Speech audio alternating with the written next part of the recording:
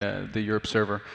Doesn't have really any tournament accolades to speak of. He's played in some online cups and he's done okay, but he's kind of a question mark here at Dreamhack. He was one of the players to qualify through one of the many qualifiers for this tournament, and I'm always a little bit more excited about qualified players as opposed to the invites, because often the invites are the recognized names who may or may not be in or out of practice. I mean, they definitely take the tournament seriously, they definitely train for them, but SortOf has earned his spot here, and he will be going up against, honestly, I think probably one of the top 3 best players at the tournament.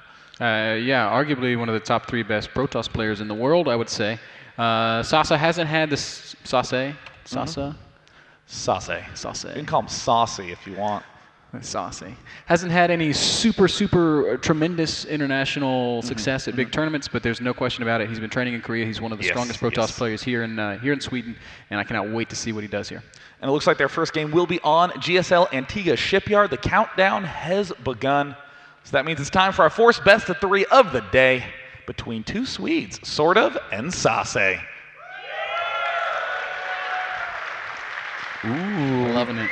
Loving it. We do have the crossed map positions in the right spot. The man who has been training in South Korea and is known for his very stylish hat. It is SaSe. And his opponent, he's sort of unknown. He's sort of a question mark at this tournament. He is SortOf. Oh, God, I will shake your hand like for that. It is a pleasure to be co-casting with you, Mr. Bitter. SortOf is now moving down to the bottom right with his Overlord. Oh, I'm going to slip that in all the time. Oh, that's going to be so awkward. The Automaton 2000 observing the Overlord heading through. And, you know, I've seen a lot of SaSe's Protoss versus Protoss, his Protoss versus Terran, but not nearly enough of his PVZ. But I'm gonna throw a little quiz at you, Ben. All right, bring it on. What is the common trait among all the top Protosses nowadays? Oh, my gosh. I have no idea what you're trying to get me to say.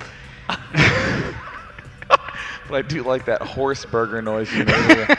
Well, I can't say. I really don't know. I mean, we've been seeing a lot of Forge expand out of all the best players, and SaSe's not going to be doing that here. He's going to be going Gateway first.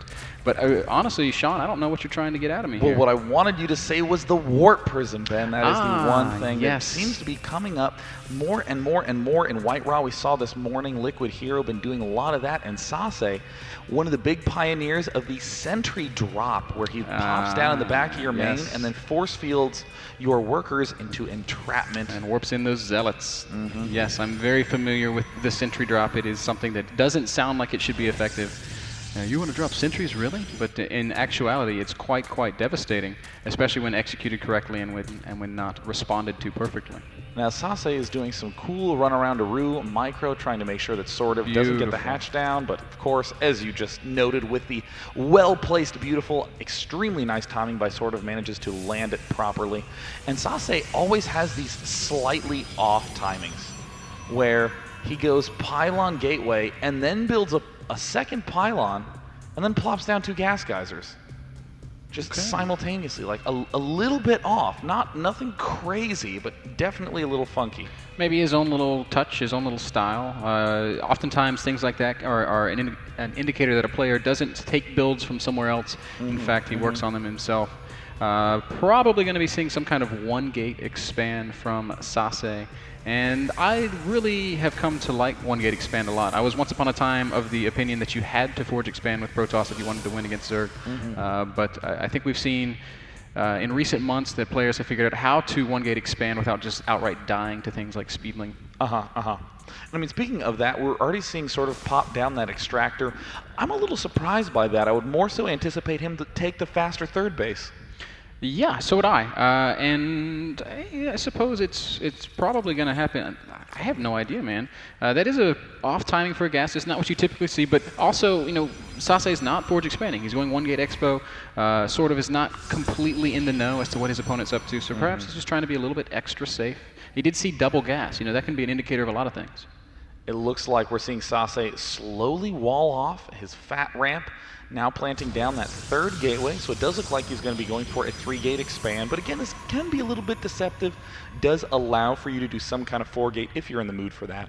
Yeah, it's really interesting what he's done here. The way he's positioned these buildings, he's kind of walling out as if he maybe has already expanded. Obviously, it's way too early in the game for him to have 3 gateways down and a nexus. And I'm really curious to see what's. I wish I could just look into his head and see exactly what SortOf is thinking, because this is not the most orthodox way to go 3-gate expand.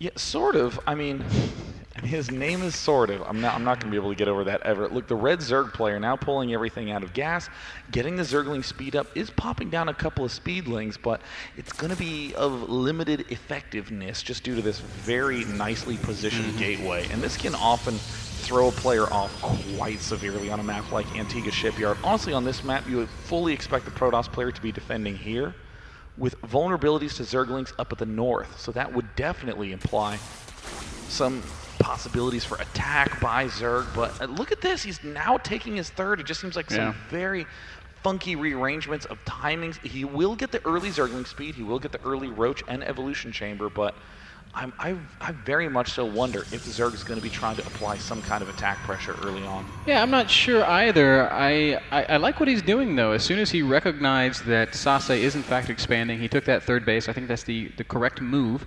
These Lings just going to kind of poke up here, see, all right, that's a decent amount of sentries. That's actually quite a few sentries. And we do see the Hallucinate finishing up and a Phoenix coming out for SaSe, a hallucinated Phoenix, of course, to do that extra scouting. Now, anytime I see this many sentries, and this might sound counterintuitive, but when I see this amount of sentries, I'm always wary of this Zealot sentry push. Oh, yeah. Ooh, I'm not quite sure how much I like those 2 force fields being plopped down. I don't hate them. I will say when you have that many sentries, this is almost the purpose of it. Notice how SaSe is hugging all the walls. This will always help him with those force fields. Didn't beeline through the middle, but a nice little counterplay by these Zerglings from SortOf will get a good count on how many probes are at the expansion. SaSe moving forward and then pulling it right on back.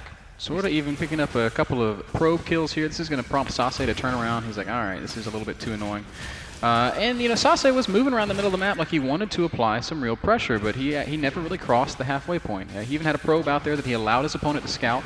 And as a result of that, SortOf has produced quite a few units. He's got 5 Roaches, 17 Zerglings out, and he's producing a few more Roaches and Lings before getting back to droning. There we see the macro hatch going down in the natural of SortOf as he pushes out with these Roaches and Zerglings.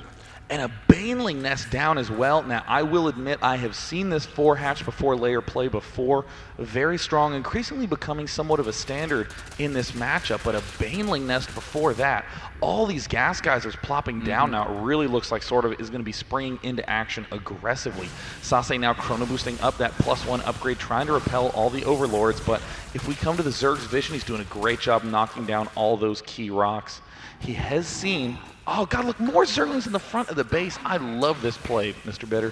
Oh, yeah, he's doing a really good job of being a little bit aggressive, but through this aggression, he's gathering a lot of information. He saw the Twilight Council, he saw the upgrading forge, he saw the army. So he's got a really good feel for what SaSe is doing. SortOf has been excellent to this point in the game, in my opinion. Yeah, I mean, I still think that this third could have been plopped down a little bit earlier, but good sense of when to build drones, when to build units. Ton of drones popping out right now. 56 drones in the making. He's in the center of the map. Notice no gold in this version. That does mean that Zerg is going to be in a little bit better of a position than they even were before. And with, it looks like 5-6 gateways up right now, Blink and +2 weapons. And Spine Crawlers coming down for our Zerg player. I think we might see a Mutalisk switch. I'm still very curious about what this Baneling nest entails. We see a couple of Roachling. Oh no, caught completely off guard with the force fields. That's going to absolutely be no way to run. That hurts. That hurts really badly. Gets torn apart, and look at the units lost have. Almost 1,000 down for Zerg and hardly anything for SaSe. I think it's actually 2 probes, yeah. And you can see on the workers lost tab, it is in fact 2 probes that have died. SaSe is getting a drop in +2, so we will be seeing some Baneling drop play here. Roaches and Lings in production as well as a few Banelings. SaSe saying he wants to take down these back rocks and he wants to push through somewhere that's not covered by Spine Crawlers. Uh-oh, it looks like the Void Ray hallucination from SaSe going to make its way forward.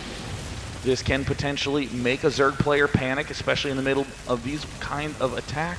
See a couple Banelings there, and look at this hallucinated Void Ray just slowly pushing around all the idle units, and SaSe's sweeping around to the wide side. Oh no, it looks like the Ram will get force fielded off. Oh, wow, excellent maneuvering there by SaSe. Just forcing his opponent to go one way and then juking out the other and using force field to really trap SortOf up there into third base. Will SaSe continue to push? I think he might. Wow, SaSe has so many Blink Stalkers, Zerglings galore pouring out of every single hatch he can manage, but with these hallucinated Void Rays, he sees everything, and wow, that is coming from every angle. SaSe easily picking off these Banelings one at a time. Some late force fields and a nice blink forward picks off all those roaches. The third base is still up and running, and we're seeing a lot of patience from our Zerg player. Yeah, SortOf feels like he's falling apart a little bit here. He kind of carelessly threw away some roaches and banelings there. He's got everything bunched up in the back of his natural, but there's a lot of it, well, enough energy saved up on SaSe's force fields to make it very difficult for banelings to get in close. And oh dear, day 9, the hatcheries are coming under fire. Oh, if he can get some good Baneling bombs, that could be the key to turn this game around, but he has so few units at this point. His third expansion is not really mining at this point. There he's starting to load the Overlords up, and he's going to need to do a miraculously strong push. But with the force fields getting planted down, these Overlords are going to fall so quickly. The front falls, and it looks like hardly any Banelings will do any damage. And another nice reforce field. Look at that great control by SaSe. Unbelievable control there by SaSe, keeping so many units perfectly alive. Look at that units lost tab. Absolute domination by SaSe, taking hardly any hit points of damage at any time, spreading out all his Stalkers absolutely brilliantly, and I have hardly ever seen this kind of amazing play before. Look at that differential. SortOf about to hit 10K in resources lost. SaSe still under 3,000 himself. Wow, absolutely dominant play there by SaSe. What a strong two-base push. It's 1, 2, 3, 4, and 5. There's a good game. 6 gates for SaSe, supported by Robo and Blink and upgrades, and wow. Such a clean, straightforward victory. You know, it's kind of weird because, I mean, you watch a player like a Stefano or like a Rhett, and when that kind of push comes out, you see so many Zerg units there, and you're just